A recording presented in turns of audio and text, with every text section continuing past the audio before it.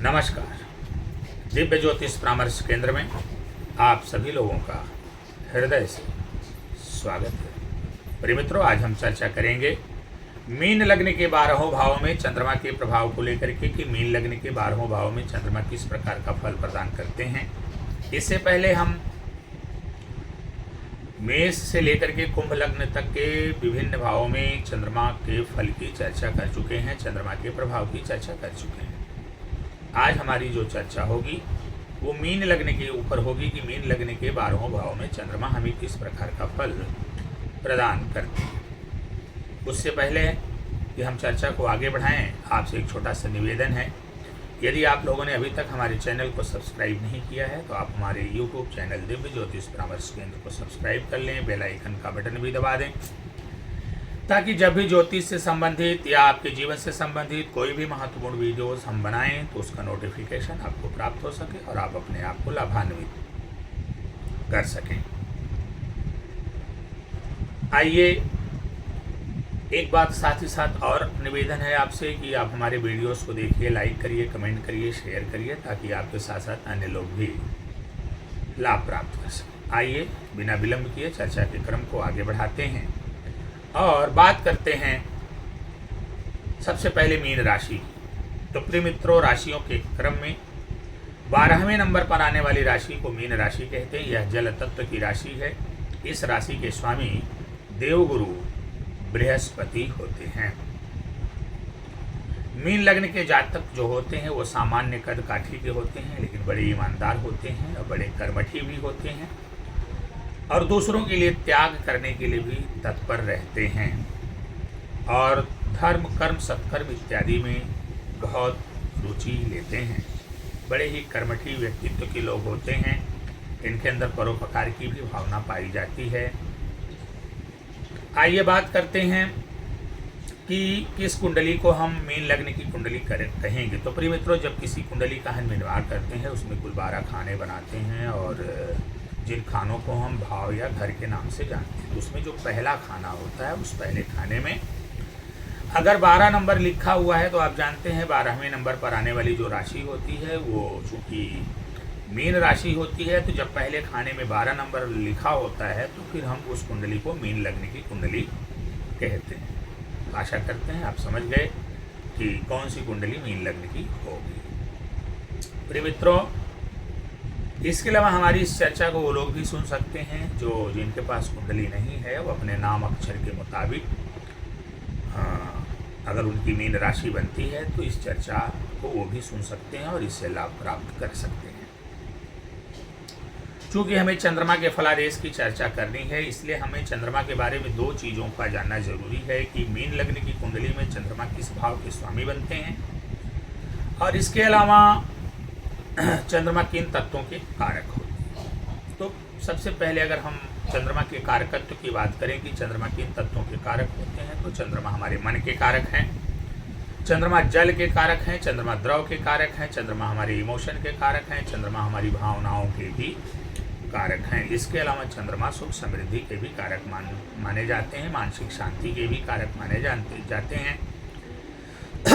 चंद्रमा धन संपदा संपत्ति के भी कारक माने जाते हैं। इसके अलावा चंद्रमा जनता के भी कारक होते हैं। जहाँ तक मीन लग्न का सवाल है तो मीन लग्न में चंद्रमा पंचम भाव के स्वामी होते हैं। जो पंचम भाव होता है ये त्रिकोण भाव होता है और ज्ञान का भाव होता है, संतान का भाव होता है, प्रेम का भाव होता है।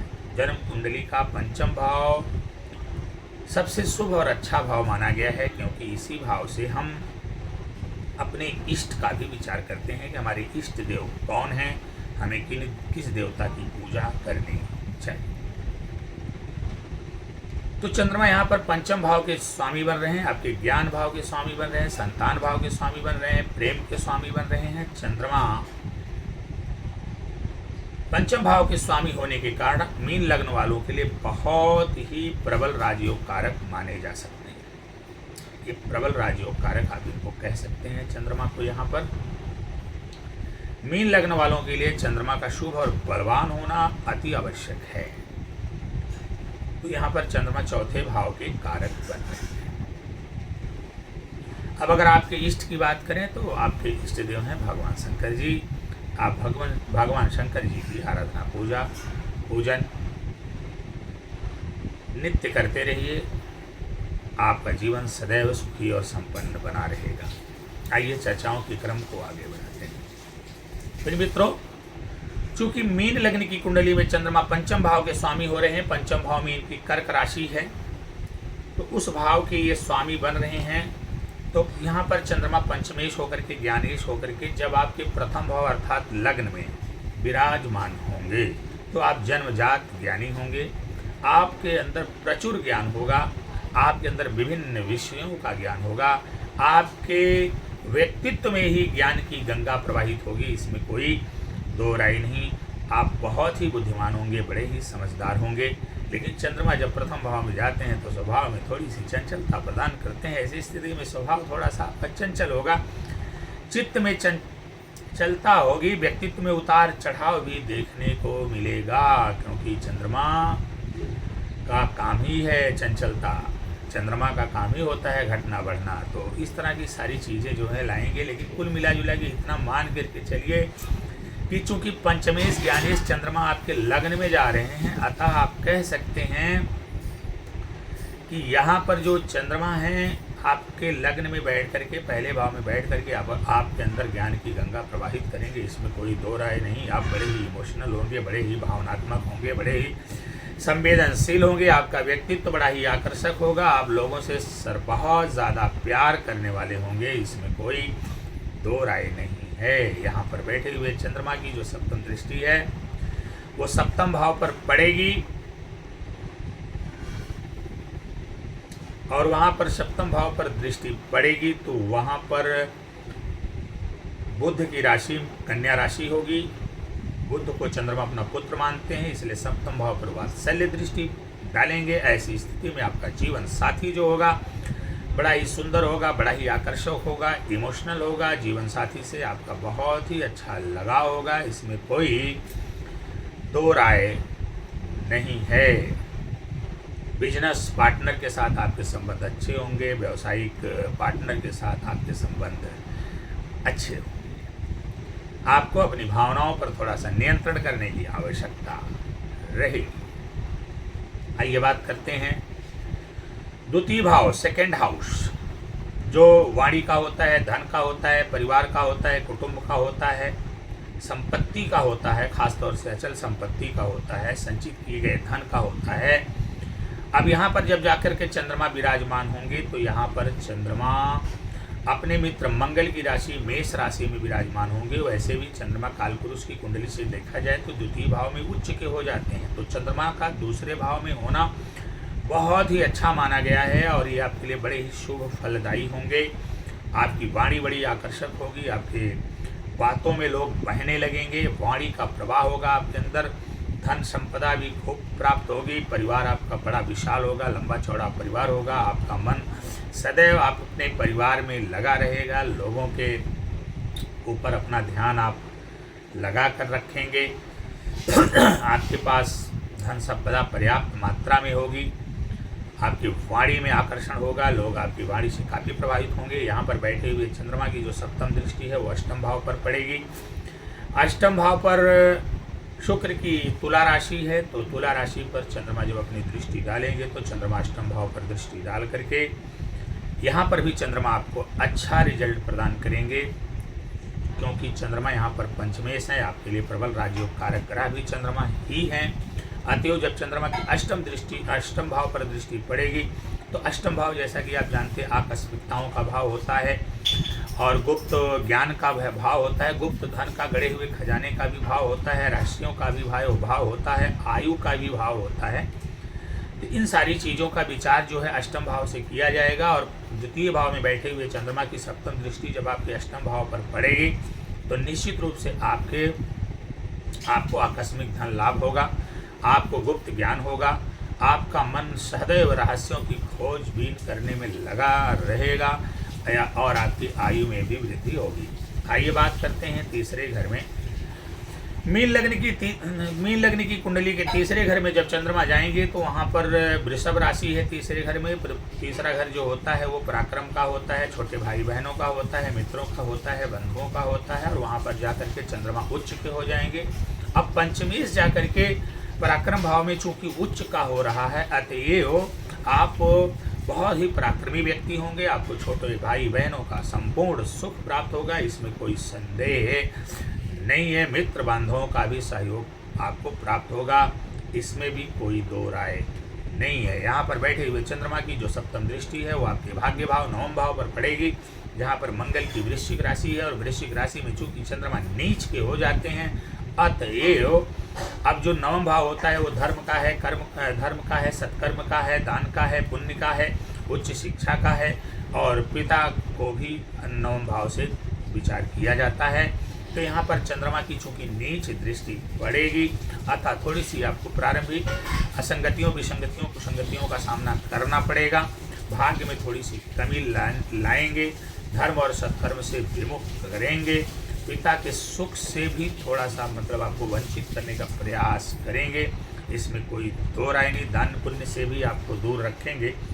परंतु मित्रों, चूँकि मीन लग्न की कुंडली में चंद्रमा पंचमेश हो रहे हैं, अच्छे भाव के स्वामी हैं, अतएव प्रारंभिक असंगतियों विसंगतियों के उपरांत ये फिर धीरे धीरे जैसे जैसे आप चंद्रमा का उपाय करते जाएंगे, उनका जप दान करते जाएंगे, ये चंद्रमा जो है फिर आपको शुभ फल प्रदान करेंगे, आपके भाग्य में वृद्धि करेंगे, पिता का भी सुख प्रदान करेंगे, उच्च शिक्षा भी आपको दिलवाएंगे, और धर्म कर्म सत्कर्म इत्यादि से जोड़ेंगे। परंतु अगर पराक्रम भाव में चंद्रमा बैठे हैं तो आपको निश्चित रूप से चंद्रमा का उपाय करना चाहिए, क्योंकि चंद्रमा की सप्तम दृष्टि नवम भाव पर नीच की पड़ रही है, अतएव चंद्रमा का उपाय आपको करना ही पड़ेगा। आपको भगवान भोलेनाथ की शरण में रहना चाहिए, शिवलिंग का पंचामृत से अभिषेक करना चाहिए, प्रत्येक सावन जो है रुद्राभिषेक करवाना चाहिए, और ओम नमः शिवाय पंचाक्षरी मंत्र का एक माला जाप अवश्य करते रहना चाहिए। आइए बात करते हैं चौथे भाव। चौथे भाव में जब चंद्रमा जाएंगे तो चौथा भाव जो होता है वो चंद्रमा का, अगर काल पुरुष की कुंडली से देखा जाए तो चौथा भाव जो है चंद्रमा का अपना घर होता है। यहाँ पर चंद्रमा जो है दिग्बली हो जाते हैं, और चौथे भाव में बुध की राशि मिथुन राशि होगी।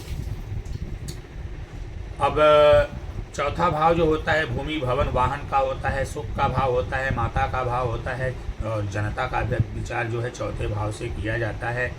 अब जाकर के पंचमेश ज्ञानेश जो है आपके योग कारक ग्रह होकर के चौथे भाव में बैठेंगे तो निश्चित रूप से आपको भूमि भवन वाहन इत्यादि का संपूर्ण सुख दिलवाएंगे, माता का भी सुख मिलेगा, जनता के बीच में भी आप काफ़ी लोकप्रिय समझे जाएंगे, और आप राजनीति के क्षेत्र में भी अगर जाना चाहते हैं तो यहाँ पर बैठा हुआ चंद्रमा आपको राजनीति के क्षेत्र में ज़बरदस्त सफलता दिलाएगा, क्योंकि आपकी बातों से, आपके ज्ञान से जनता जो है सम्मोहित होगी, इसमें कोई दो राय नहीं। वहाँ पर बुध की मिथुन राशि है, और बुध जो है चंद्रमा को अपना शत्रु मानते हैं, इसलिए चंद्रमा को पीड़ित करने का प्रयास बुध अवश्य करेंगे।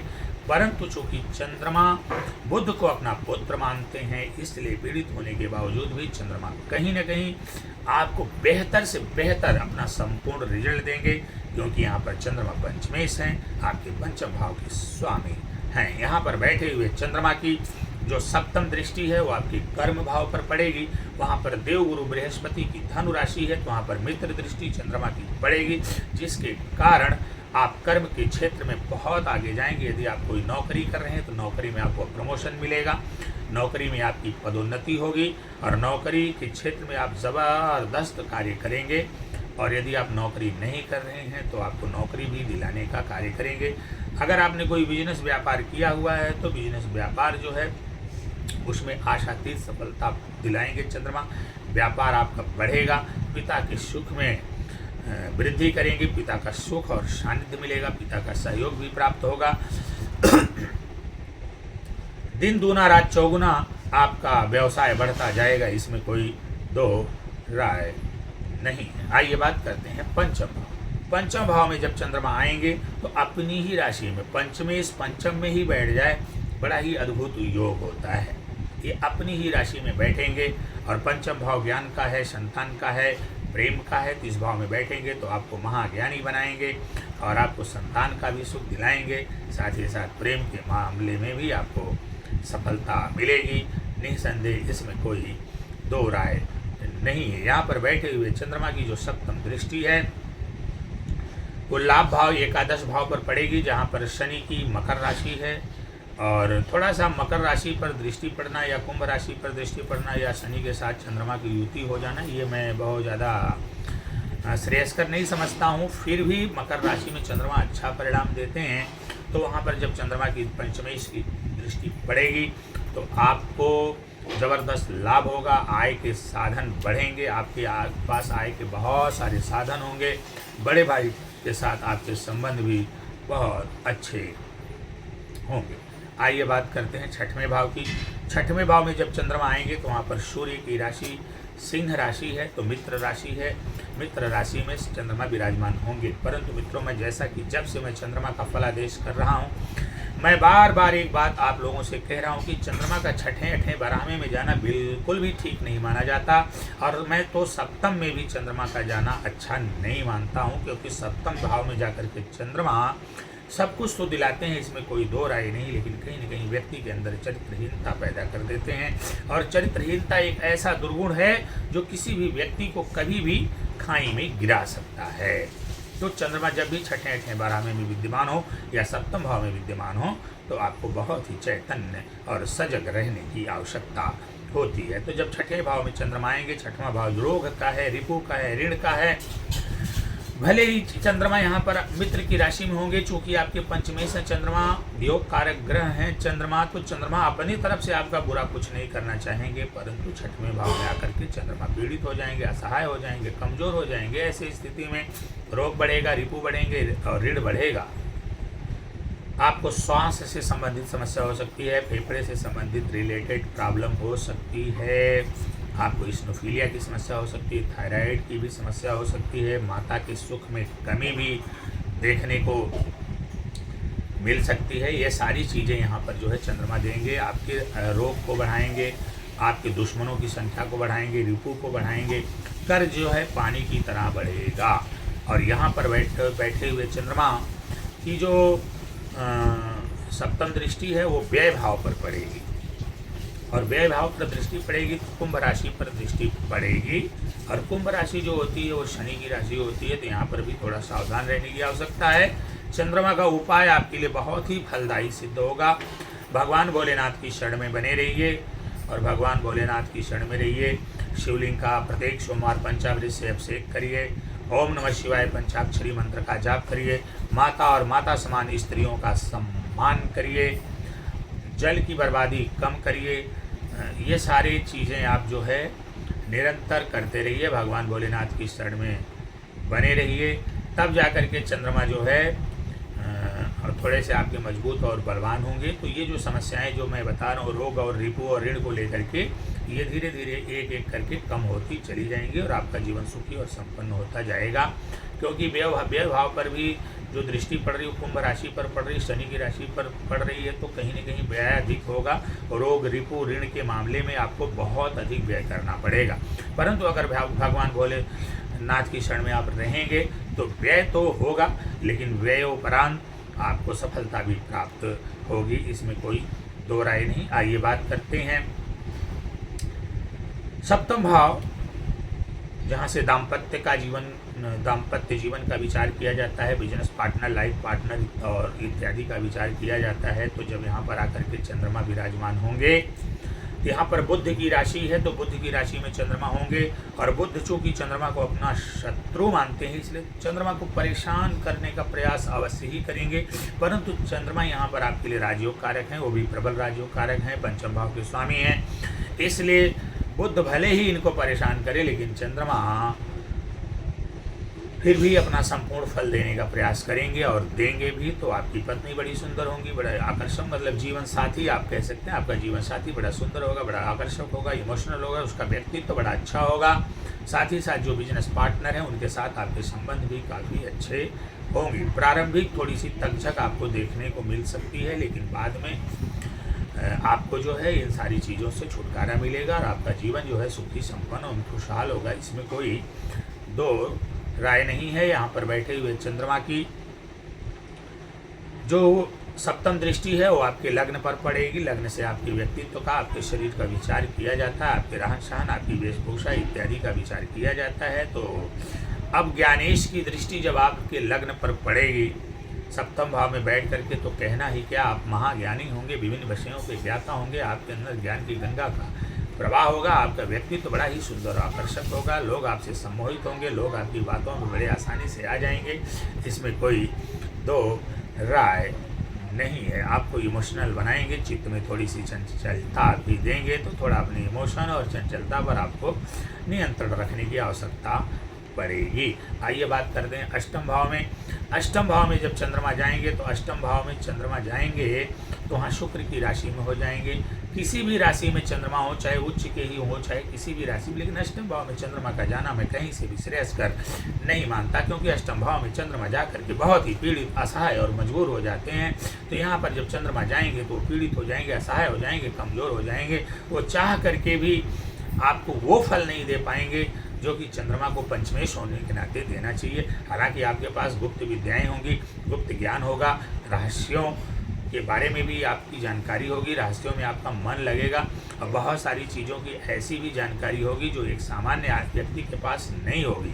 परंतु यहाँ पर चंद्रमा आपको डिप्रेशन देंगे, पारिवारिक सुख शांति में कमी लाएंगे, आपको जल से खतरा सदैव बना रहेगा, आपके मन में हमेशा नेगेटिव ख्याल आते रहेंगे, नकारात्मक विचार आते रहेंगे, आत्महत्या करने का भी जो है विचार और मन यहाँ पर बैठे हुए चंद्रमा देंगे, इसमें कोई दो राय नहीं है। यहाँ पर बैठे हुए चंद्रमा की जो सप्तम दृष्टि है वो आपके धन भाव पर पड़ेगी, वहाँ पर मित्र की दृष्टि पड़ेगी।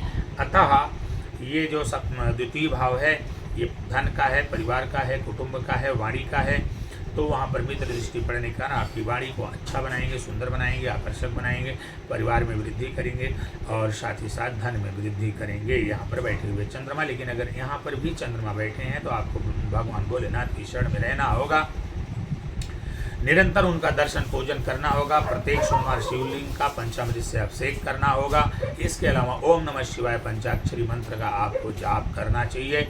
एक 5 मुखी रुद्राक्ष आपको अवश्य धारण करना चाहिए। यदि अष्टम भाव में चंद्रमा विराजमान हैं तो फिर चंद्रमा जो है आपके लिए थोड़े से बलवान मजबूत होंगे और आपको अच्छा परिणाम देना शुरू करेंगे, इसमें कोई दो राय नहीं है। आइए बात करते हैं नवम भाव, भाग्य भाव। भाग्य भाव में जब चंद्रमा जाएंगे तो वहाँ पर चंद्रमा नीच के हो जाएंगे।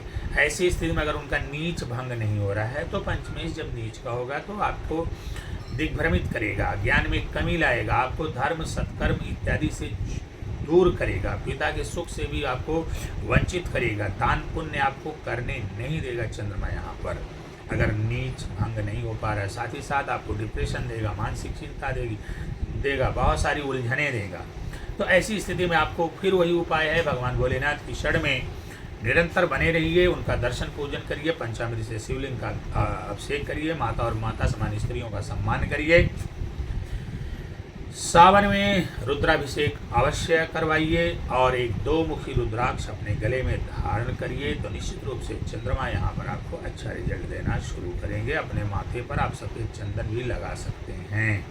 ये सारे उपाय करके आप चंद्रमा को शुभ और बलवान कर सकते हैं। यहाँ पर बैठे हुए चंद्रमा की जो सप्तम दृष्टि है वो आपके पराक्रम भाव पर उच्च की दृष्टि पड़ेगी, तो उच्च की दृष्टि पड़ने के कारण आपके पराक्रम में जबरदस्त वृद्धि करेंगे, छोटे भाई बहनों का सुख भी दिलवाएंगे, मित्रों और बांधवों का भी सानिध्य और सहयोग आपको प्राप्त होगा। आइए बात करते हैं 10वें घर में।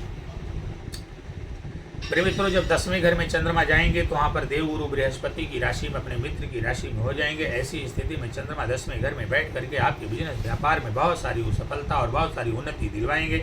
आपका व्यापार जो है निर्बाध गति से निरंतर बढ़ता चला जाएगा और नौकरी के क्षेत्र में आप में हैं तो नौकरी में भी आपको ज़बरदस्त सफलता मिलेगी, ज़बरदस्त उन्नति मिलेगी, कामयाबी मिलेगी, पिता का सुख भी भरपूर आपको मिलेगा।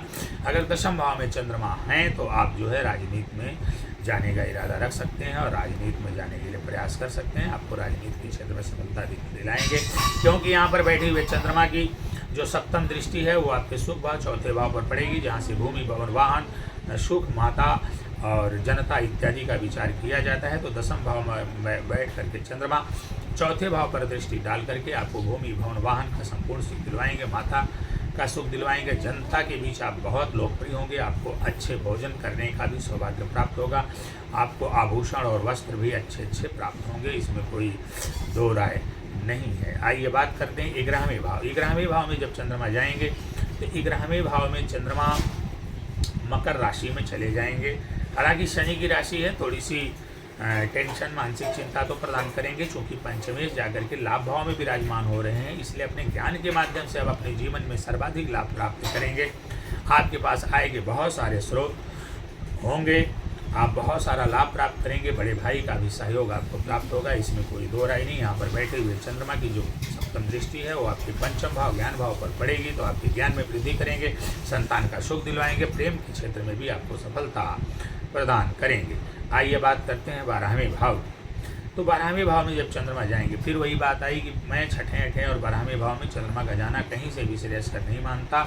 जब चंद्रमा 12वें भाव में जाएंगे, कुंभ राशि में चले जाएंगे, तो जब 12वें भाव में चंद्रमा चले जाते हैं तो ऐसे व्यक्ति का जो मन होता है वो परिवार में बिल्कुल नहीं लगता, अपने घर की बात, लोगों की बातें इसे अच्छी नहीं लगती।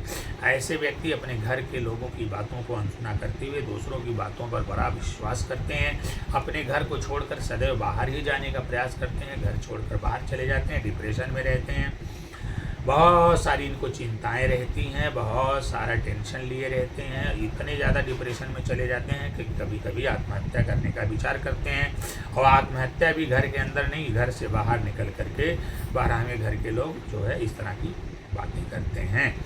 और यहाँ पर बैठे हुए चंद्रमा की जो सप्तम दृष्टि है वो आपके छठे भाव पर पड़ेगी, जहाँ पर सूर्य की सिंह राशि है तो मित्र दृष्टि पड़ेगी। तो फिर ऐसी स्थिति में चंद्रमा जो है आपको जो है रोग ऋण इत्यादि से मुक्ति दिलाने का काम करेंगे, क्योंकि आपके पंचमेश राजीव कारक हैं, तो दृष्टि डाल रहे हैं मित्र की, तो इनसे आपको छुटकारा अवश्य दिलाएंगे। आप अपने बात द्वारा, अपनी भावनाओं द्वारा, अपने इमोशन द्वारा लोगों पर विजय प्राप्त करेंगे और उसमें जो है सफलता आपको प्राप्त होगी, इसमें कोई दो राय नहीं है। तो प्रिय मित्रों, ये रहा जन्म कुंडली के 12वें भाव में चंद्रमा का प्रभाव कि किस प्रकार से मीन लग्न की कुंडली के 12वें भाव में चंद्रमा जो है फल प्रदान करते हैं। बस मैंने एक चीज़ कहा कि आपको अगर छठे अठे 12वें में या 9वें भाव में या फिर 7वें भाव में चंद्रमा विराजमान हैं तो आपको भगवान भोलेनाथ की शरण में निरंतर रहना चाहिए, उनका दर्शन पूजन, उनकी उपासना करनी चाहिए। सोमवार का व्रत भी आप कर सकते हैं। इसके अलावा प्रत्येक सोमवार पंचामृत से शिवलिंग का अभिषेक करिए और प्रत्येक सावन में जो है आप रुद्राभिषेक भी करवाइए। ये सब माता और माता समान स्त्रियों का सम्मान करिए, गायों की सेवा करिए। ये सारे कार्य आप जब करेंगे तो आपके चंद्रमा आपको बहुत ही अच्छा रिजल्ट देंगे। एक आखिरी बात और आपसे कहना चाहेंगे कि यहाँ पर चूँकि चंद्रमा पंचम भाव के स्वामी हो रहे हैं, तो आपके पंचमेश हो रहे हैं, तो आपके इष्ट देव भी भगवान भोलेनाथ हैं। अतः आपको निरंतर भगवान भोलेनाथ की शरण में रहना चाहिए, उनका दर्शन पूजन और उपासना अवश्य करनी चाहिए। तो ये जो चर्चा है, आज की चर्चा यहीं पर हम विराम दे रहे हैं। अगले दिन हम मंगल की चर्चा करेंगे कि मंगल का मेष लग्न के 12वें भाव में क्या प्रभाव होता है। प्रिय मित्रों, आशा करते हैं हमारा वीडियो आप लोगों को बहुत अच्छा लगा होगा और आपके लिए बहुत ही लाभदायक भी होगा। आप सभी लोग हमारे वीडियो को पूरा सुने, ध्यान से सुने और जो भी उपाय बताए गए हैं, जो भी फल कथन बताए गए हैं, उनका अनुसरण करें, उनका पालन करें और साथ ही साथ हमारे चैनल को सब्सक्राइब करें और लोगों से सब्सक्राइब करें। बेल आइकन का बटन भी दबाएं, वीडियो पर लाइक, कमेंट और शेयर करें। आज के लिए बस इतना ही, फिर मिलेंगे। नमस्कार।